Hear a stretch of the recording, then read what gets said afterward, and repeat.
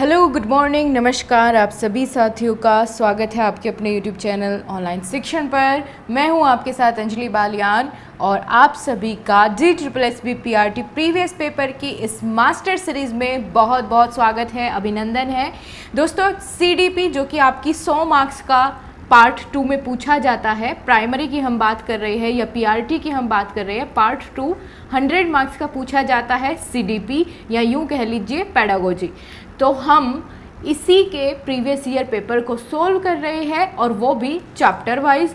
अभी तक हम लोग सेकंड चैप्टर को सोल्व कर रहे हैं, फर्स्ट कंप्लीट हो चुका है और सेकंड क्वेश्चन में लगभग 300 के करीब क्वेश्चंस है, तो उन्हीं को पूरा करने के लिए हम आगे बढ़ रहे हैं। आज हमारी क्लास नंबर ये 19th है। इससे पहली क्लासेस को अगर मिस कर दिया है तो प्लेलिस्ट में आप देख पाएंगे जा करके। तो चलिए अब बिना किसी देरी के शुरुआत करते हैं आज की इस अपनी क्लास की। इस क्लास की इम्पोर्टेंस अलग से बताने की आपको आवश्यकता नहीं है। आप लोग जानते हैं प्रीवियस ईयर पेपर DSSB में कितना ज़्यादा आपका हेल्प करेगा आपके एग्ज़ाम को क्लियर करने में। कई बार question as it is repeat भी मिल जाते हैं, तो वो भी आपके लिए बेनिफिशियल ही है। पहला क्वेश्चन पूछा गया है, संज्ञानात्मक क्षेत्र में शिक्षार्थियों से डैश से शुरू होकर डैश पर समाप्त होने वाले पदानुक्रम के माध्यम से प्रगति की उम्मीद की जाती है। यहाँ आपसे पूछा जा रहा है कि in the cognitive domain learners are expected to progress through a hierarchy starting at dash and ending at dash.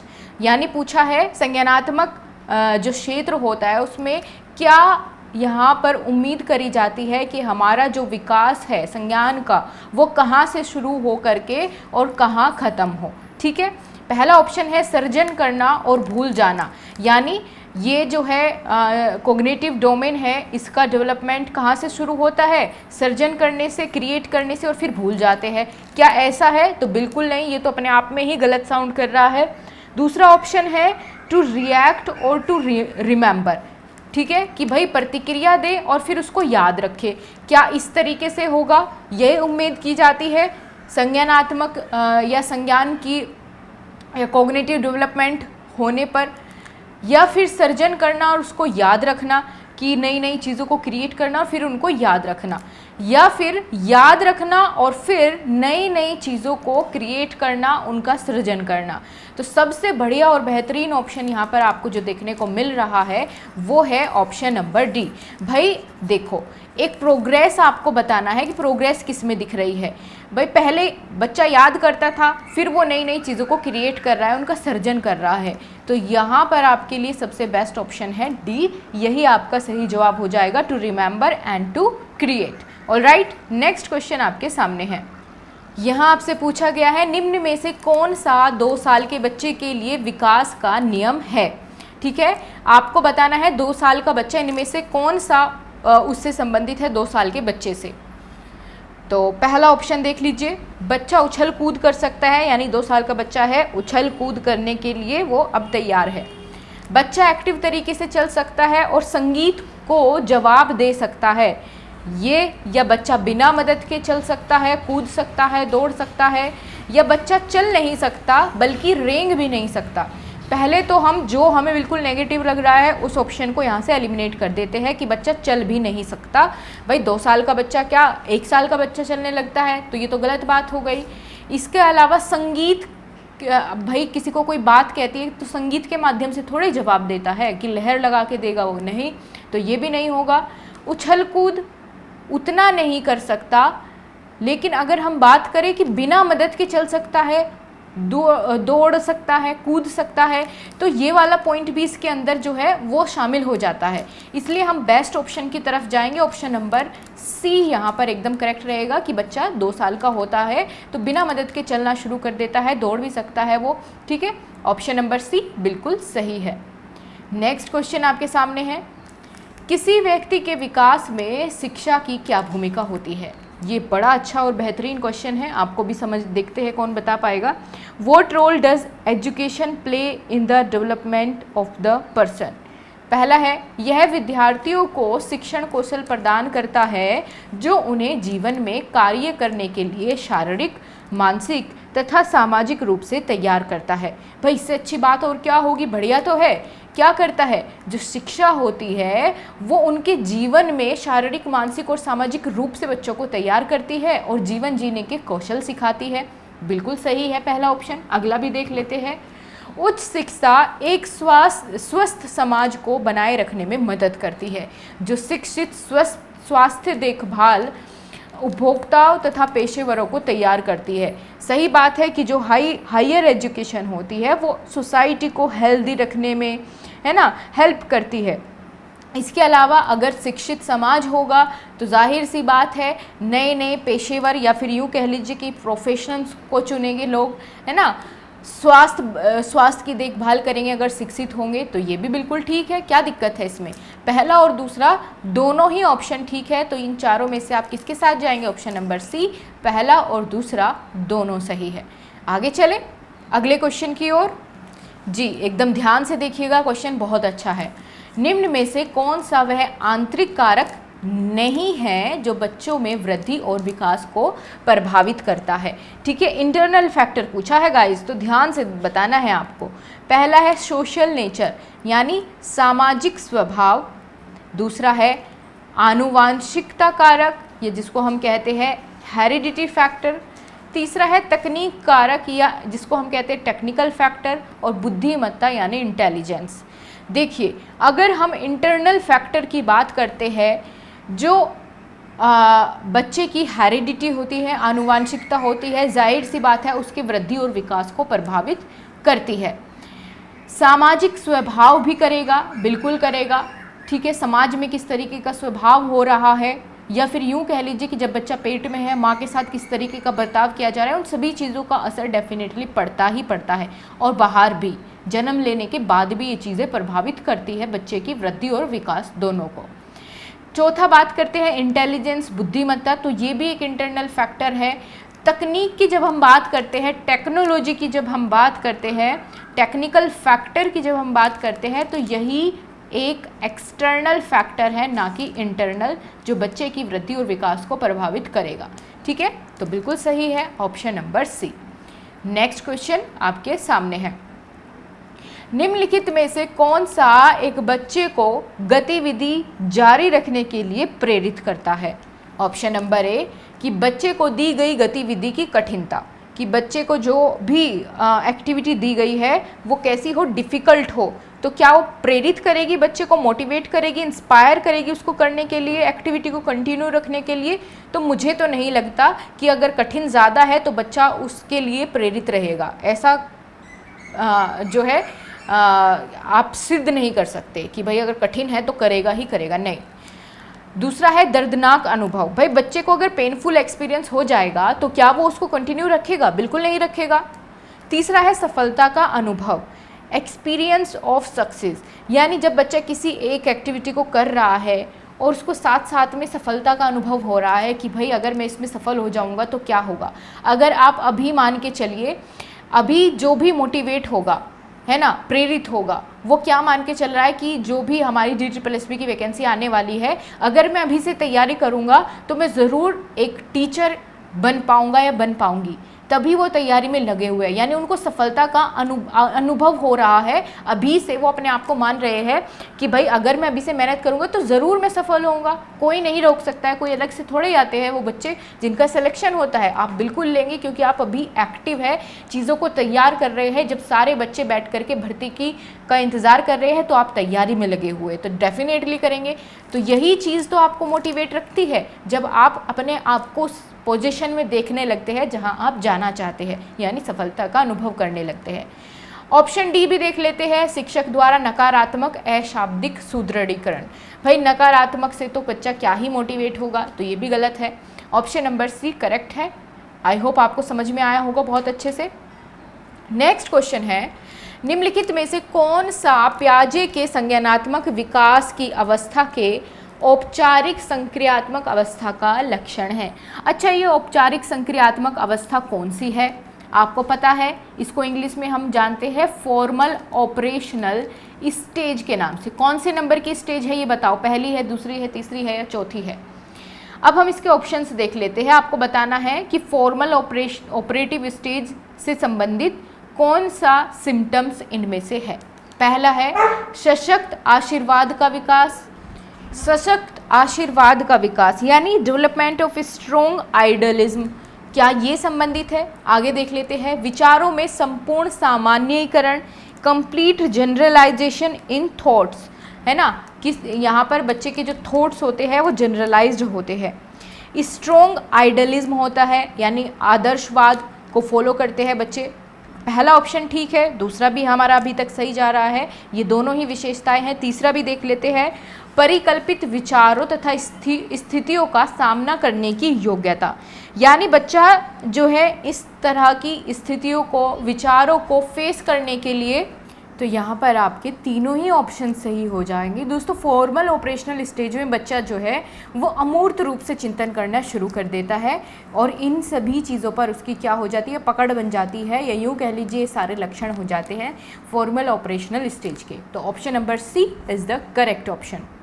So here is the next question आपके सामने पूछा गया है, निम्नलिखित में से किस को संज्ञानात्मक रणनीतियों में शामिल किया गया है, यानी यहाँ पर आपसे पूछने की कोशिश करी गई है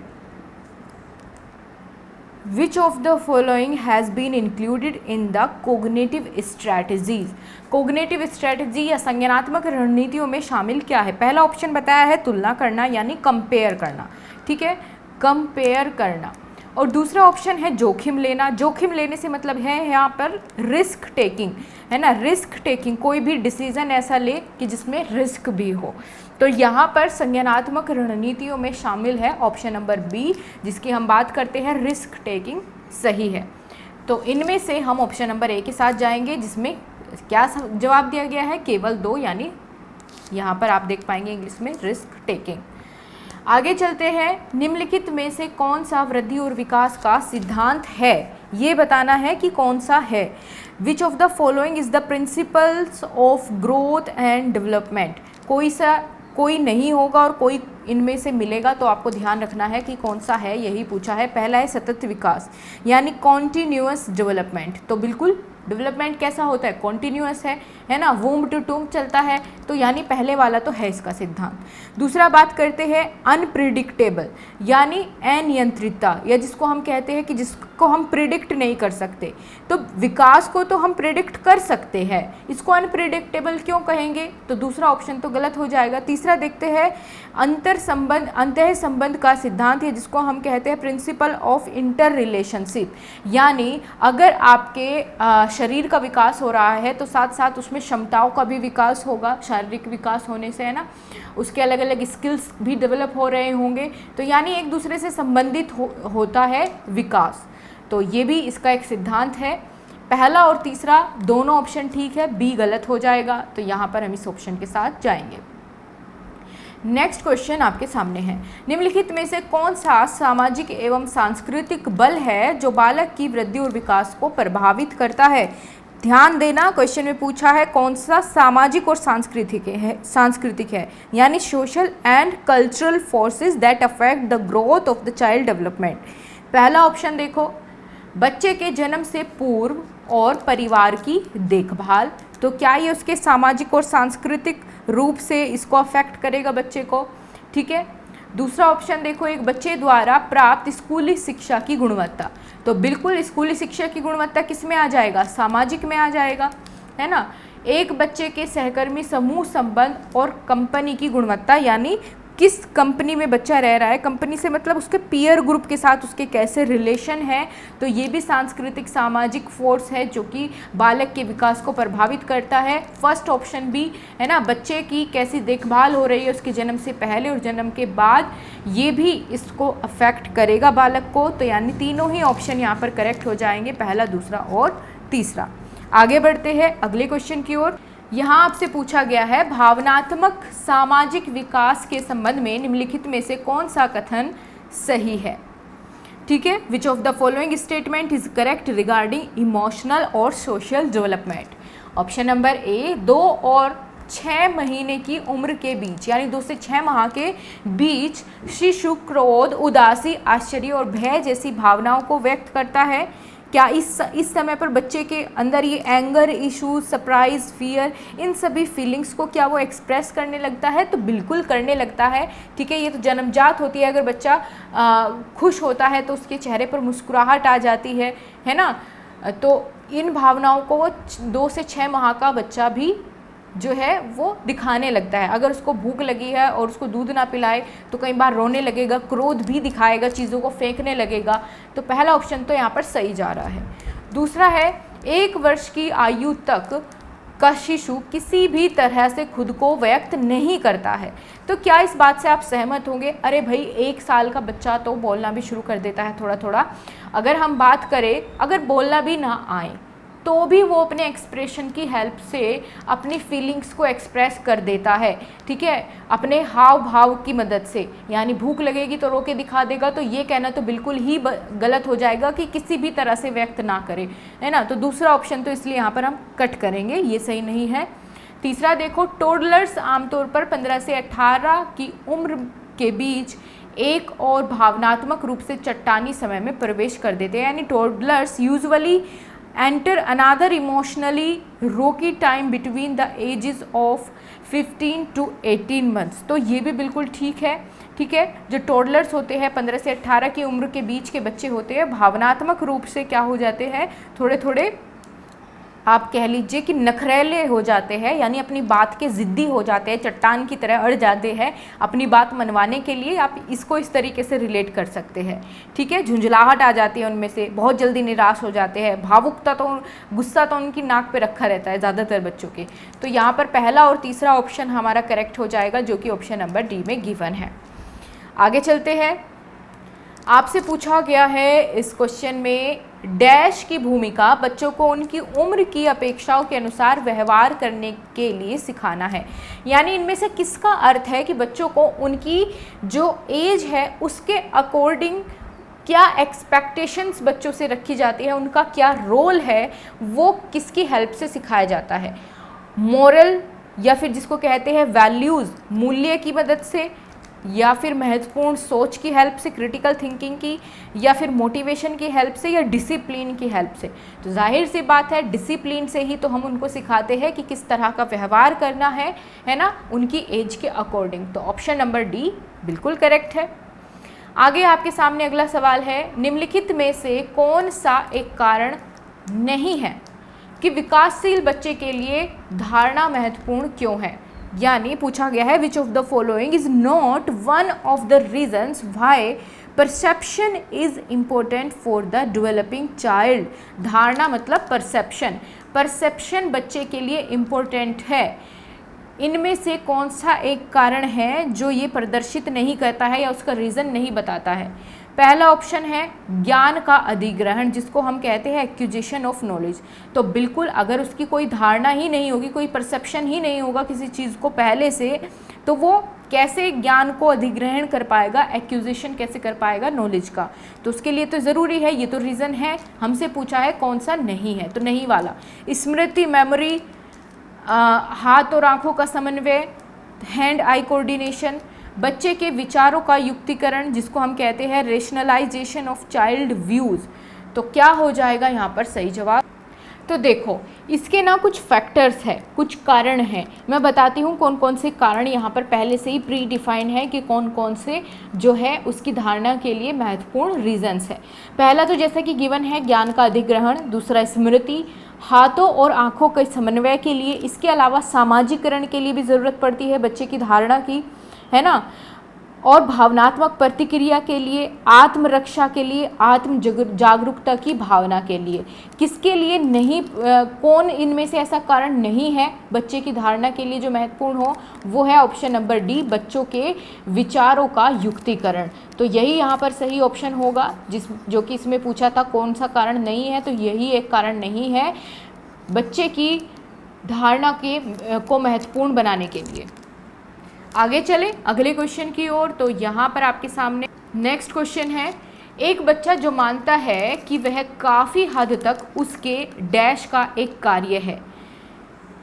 What is the child perceives is largely a function of his dash. आपको यहाँ पर फिल करना है इसको। पिछले अनुभव जिसको हम कहते हैं प्रीवियस एक्सपीरियंसेस, दूसरा है धारणाएं यानी अजम्पशंस, तीसरा है प्रयोजन यानी purpose. What is child perceives is largely a function of his. तो यहाँ पर आपके सामने ऑप्शन भी मैंने आपको बता दिए है, अब बताइए। देखो, एक बच्चा जो मानता है वो काफ़ी हद तक उसके जो पिछले अनुभव होते हैं, उसकी धारणाएं जो होती है, और उसके जो प्रयोजन होते हैं जिसको हम कहते हैं पर्पस, इन सभी पर निर्भर करता है। ठीक है, क्योंकि बच्चा अर्थ निर्माण करना जब सीखता है तो कुछ ना कुछ वो पहले से अनुभव करता है जिसके आधार पर उसकी धारणाएं बनती है और फिर वो एक नए डिसीजन पर पहुंचता है। तो यानी ये तीनों ही इसमें आ जाएंगे। ठीक है, तीनों ही महत्वपूर्ण है, इन्हीं पर उसका जो कार्य होता है वो निर्भर करता है। तो ऑप्शन नंबर ए सही है। अगला देखो, डैश के कर्मादेशित निर्देश में सामग्री काफ़ी हद तक भौतिक है। उसने सोचा कि छोटे बच्चे ऐसी शारीरिक गतिविधियों को अधिक स्वाभाविक मानते हैं। ये किसकी बात करी जा रही है? किसने इसके बारे में ज़्यादा आप कह सकते हैं समझा और समझाया बाकियों को भी? In a programmed instruction of dash material are largely physical. She thought that young children find such physical activities more natural. तो यहाँ पर दोस्तों बात करी गई है प्रोग्राम्ड इंस्ट्रक्शन।